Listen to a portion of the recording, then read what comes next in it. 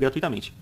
Ok, Rafael. Agora falando sobre as seitas de uma maneira geral. Diga-nos quais são as características que você considera principais para identificar uma seita religiosa disfarçada de igreja cristã evangélica. Bom, sobre seita de maneira geral, deixa eu pegar um documento aqui. A seita de maneira geral. Como eu disse, a gente tem que entender primeiramente o que é uma seita. Porque qualquer igreja é uma seita. Se a gente for pegar ali ao pé da letra, qualquer igreja é uma seita. Qualquer igreja é uma facção, é um partido, é uma denominação, é uma seita. Porém, as palavras elas sofrem alteração, assim, alterações naturais. A gente vai mudando ali o conceito das palavras. No grego clássico, haireses significava tomar uma cidade, né? No sentido de tomar uma cidade, tomar posse. Então isso era haireses. Depois, haireses significava algo no sentido de escolher algo, né? Escolher alguma coisa. Tipo uma escola filosófica. Eu escolhi ali uma escola filosófica, né? Seria então no sentido de escolha. Depois, haireses se tornou heresias, né? Facção, partido, grupo. E ela tinha um sentido um pouco pejorativo.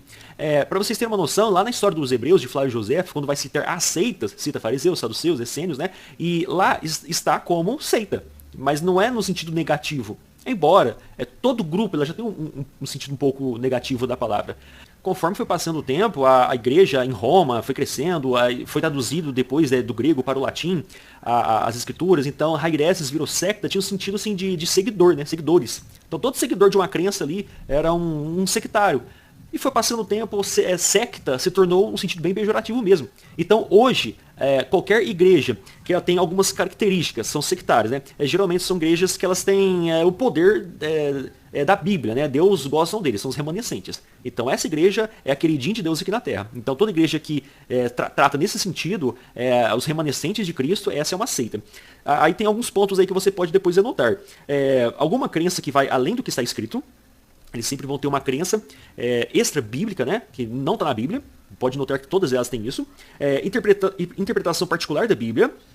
Testemunho de Jeová. Tudo que eles fazem está contra a Bíblia. Tudo que eles fazem é contra a igreja, não parece com nenhuma igreja. É sempre o contrário. Então eles têm uma interpretação particular da Bíblia. Rejeitam a ortodoxia, ou igrejas tradicionais. Toda igreja sadia, se você puxar uma linha assim, você vai acabar cruzando com outra igreja tradicional. Então a igreja presbiteriana, ela cruza com uma igreja batista, a própria Assembleia de Deus ela acaba cruzando com alguma igreja tradicional, então sempre puxando no passado dessas igrejas, elas vão se cruzar em algum ponto.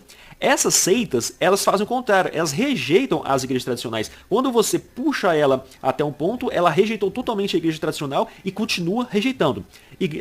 Congregação Cristã do Brasil rejeita totalmente as igrejas tradicionais. Igreja Cristã Maranata rejeita totalmente as igrejas tradicionais. Igreja Adventista do Sétimo Dia dizem que gostam dos irmãos tal, rejeita totalmente. Ellen White, né, que é a profetisa da igreja, trata todas as demais igrejas como Babilônia.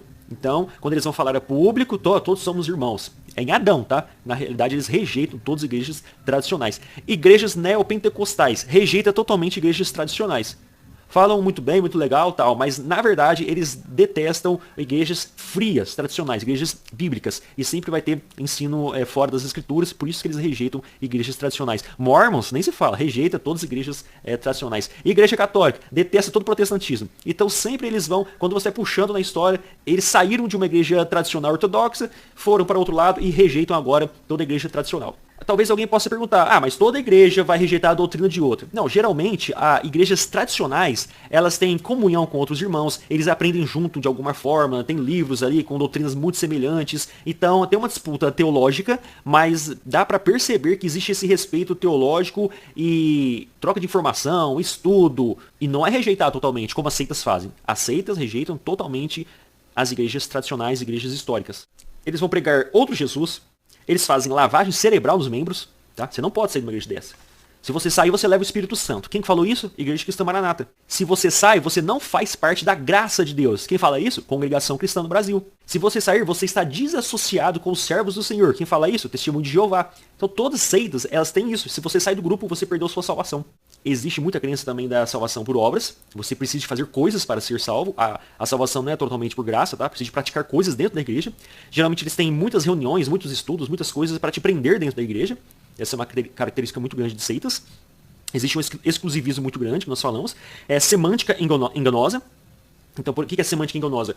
Por exemplo, a Igreja Adventista do Sétimo Dia. Eles dizem que acreditam na Trindade. Mas quando você estuda a Trindade clássica, estuda a Trindade da Igreja Adventista do Sétimo Dia, Jesus deles é o Arcanjo Miguel.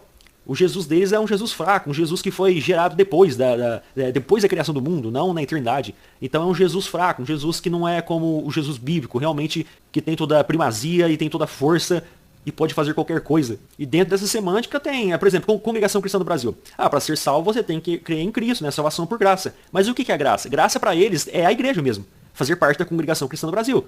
Então tem uma semântica muito enganosa, eles não falam abertamente essas coisas. Você tem que fazer parte da igreja ali muito tempo para você perceber que é assim. Mas é lógico, já que muitas pessoas fizeram parte dessas igrejas, estão na internet falando isso, é só você assistir os vídeos e ver isso tudo. Não precisa de ficar lá 10 anos numa igreja dessa para você aprender que lá é uma seita. E como havia dito, eles mudam de crença o tempo todo. É uma hora crendo uma coisa, outra hora crendo uma coisa, ficam um ano pregando uma coisa, outro ano é outra coisa, e o tempo todo estão mudando de crença, não tem uma firmeza, né, doutrinária, não tem ali uma confissão de fé única, por exemplo, a igreja presbiteriana tem a confissão de fé de Westminster, a igreja batista tem a confissão de fé batista, e por aí vai. Eles estão o tempo todo mudando de ideia, cada época tem um modismo diferente, e toda seita é assim. Para identificar uma seita, a gente precisa então juntar tudo isso, né? Na igreja não está escrito lá, é uma seita, a gente tem que identificar através dessas coisas que eu citei alguns pontos aqui. Ok. Bom, então, Rafael, considerando essas características que você citou, você pode nos dizer o nome das principais seitas religiosas, no seu ponto de vista, que atuam hoje no Brasil com o rótulo de igreja cristã evangélica? Existe ali um trio de seita que é seita. Todo apologista vai falar isso, que a igreja adventista sétimo dia, testemunho de Jeová e os Mormons. Tá, isso é seita. Tudo que eles pregam é contra as escrituras, mesmo dizendo que estão dentro das escrituras, a gente percebe que realmente é uma seita. Tá? Existem diversos livros, você pode estudar. Até pode aparecer um pouco uma igreja evangélica, mas não é. Aí depois tem igrejas, por exemplo, neopentecostais, que elas são judaizantes, ela tem usos e costumes, questão de vestimentas, existem ali o apostolado. Então a gente não tem como ficar citando o nome de muitas igrejas, né? Mas é pelas características que nós percebemos que ela é uma seita. No passado, não sei se foi Walter Martin que criou esse jeito de apontar uma seita, que é através das 4 operações matemáticas. Mas já nos anos 90, o Nathaniel Rinaldi, na época que ele era do ICP, ele escreveu sobre as 4 operações matemáticas. Então a seita ela vai adicionar algo além da Bíblia, existe uma adição, existe uma subtração, elas vão subtrair a divindade, né? Ou seja, tem uma cristologia defeituosa, elas vão tirar a divindade de Cristo de algum ponto, elas vão dividir o meio de salvação. Então você pratica a sua salvação pela graça, tá? Mas existem também as obras, e elas vão dividir a glória de Deus com a igreja. Através dessas 4 operações matemáticas, adição, subtração, divisão e multiplicação, nós entendemos o que é uma seita. Vão adicionar alguma coisa para você ser salvo, não é apenas por fé, né, por graça. Vão dividir a glória de Deus com a igreja. Então, para você ser salvo, você tem que participar dessa igreja. É sempre assim, sempre tem uma obra dentro da igreja, tá? Existem várias formas da gente apontar o que é uma igreja sectária, né? Uma seita, e não uma igreja evangélica. E eu acho que a forma mais fácil da gente apontar essa igreja é através da homilética. E quase ninguém fala isso, né? Aliás, eu nunca vi ninguém falando isso. Então, dentro da teologia, nós estudamos o geral, né? Existe a exegese dos textos, existe a hermenêutica, para a gente pegar o contexto geral, amplo, né?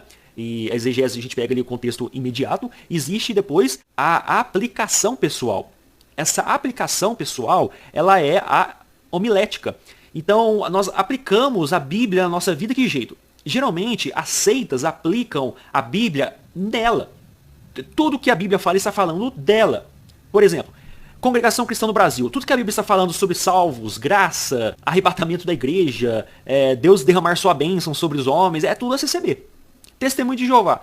Tudo que a Bíblia fala sobre os servos de Deus é testemunho de Jeová, não é outras pessoas. Sempre eles trazem a aplicação pessoal para a igreja que eles fazem parte. A Igreja Cristã Maranata. Tudo na Igreja Cristã Maranata que é lido na Bíblia, a aplicação pessoal é para a Igreja Cristã Maranata, porque ela é a obra do Senhor. A revelação do Senhor é para a Igreja Cristã Maranata. Então sempre a homilética é aplicado para aquela seita, nunca para os de fora. E toda seita é assim, né? Os neopentecostais também são assim. Para quem é mais leigo, uma pessoa neófita, eu acho que esse é o melhor método de entender o que é uma seita. Aplicação pessoal. Sempre a Bíblia é aplicada para eles, nunca para a igreja geral, né? Para a igreja universal, a igreja que está no mundo. Não é para nós, mas assim para eles, né? Eles daquela igreja. E assim, lendo a Bíblia e a gente vendo a pregação deles, a gente vê que parece que eles pregam outra Bíblia, né? Um outro Jesus. eles têm sempre um líder maior que dá a palavra final, né? Eles têm sempre um papa ali, né? Por exemplo, neopentecostais. Ele sempre vai ter um apóstolo que é o papa. Ele que vai chancelar a crença. Também tem o exemplo dos judaizantes. Os judaizantes que vai falar Yeshua, Hamashia, vão dizer que não pode usar o nome de Deus em vão, que Deus fala Yahvé, né? Ou Jeová mesmo. Então sempre tem esses modismos, né? Eles sempre têm uma característica que são totalmente diferentes das demais denominações, e eles pregam aquela característica ali, sempre na internet, pregando aquela característica. Adventista do sétimo dia. É sábado o tempo todo, sempre falando sobre sábado, pregando sobre o sábado. Chega sexta-feira, fico falando sobre o sábado. Nem chegou o sábado, eles estão falando sobre o sábado. Na sexta-feira, eles já estão no sábado. Eles falam feliz sábado na sexta-feira. Congregação Cristã no Brasil. É paz de Deus pra lá, paz de Deus pra cá. Quando alguém fala paz de Deus, outro responde paz de Deus, eles ficam felizes, né? Como se fossem dois americanos se encontrando ali no meio de São Paulo. E começam a falar inglês. É assim a CCB. Católicos ficam falando sobre Maria, pra cima e pra baixo. É mais Maria do que Jesus, né? Pregam adesivos falando sobre Maria, mas nenhum texto bíblico, não versículo bíblico. Eles querem pregar a imagem de Maria. Então toda seita ela tem essa característica. E aí fica impossível falar nome de todas, porque são muitas seitas, né? Com aspecto de igreja. Parecem igrejas evangélicas, mas são seitas. São pelas características que nós entendemos o que é uma seita. Ok. Bom, Rafael, e agora? Para as pessoas que nos ouviram até aqui, qual o conselho que você daria para aqueles que começaram a perceber que podem estar em uma seita religiosa? Sim, quando você perceber que está em uma igreja que é uma seita, você a primeira coisa que tem que fazer é sair dela, né, e ler a Bíblia. É isso, ler as Escrituras. E eu acho que após definir, você entender que realmente você está numa seita e sair, a primeira coisa que você tem que fazer é pegar um período para ler a Bíblia. Leia a Bíblia, tá? Porque o que acontece? O que eu tenho visto é que as pessoas saem das seitas e vão para a internet. E na internet, sei lá, 95% lixo. É lixo.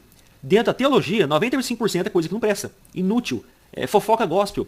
E essas pessoas que saem de uma seita começam a assistir um monte de besteira e isso vai atrapalhando ela. As pessoas se tornam mais sectárias ainda.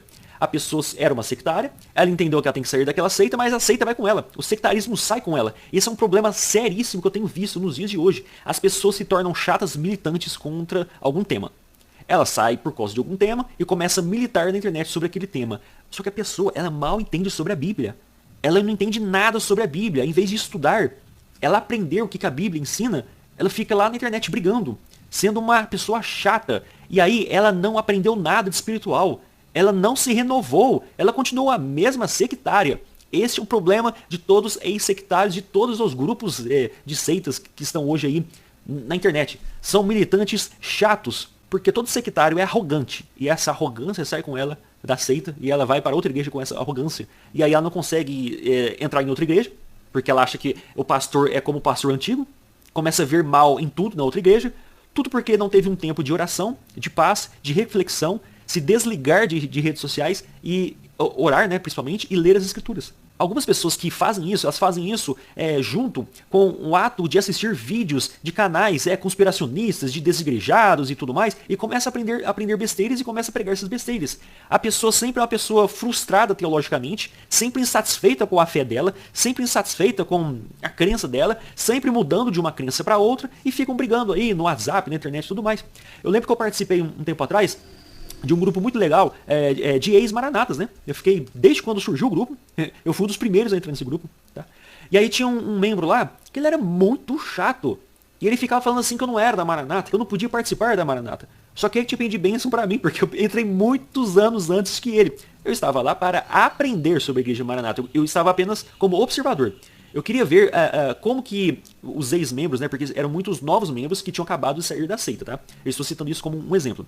E aí, todo mundo me recepcionou muito bem, eu ficava ali escutando, tal, perguntavam coisas, o que vocês acham disso, daquilo outro, sempre assim, analisando, tal, para a fim de estudo mesmo, tá, para estudar. Então, não ficava, nunca debati com ninguém nem nada, eu basicamente escutava, né, o que eles tinham para dizer. E aí quando eu comentava alguma coisa, essa pessoa ia para cima de mim, e criticando você está errado, ou seja, essa pessoa saiu da seita, mas o sectarismo não saiu dela.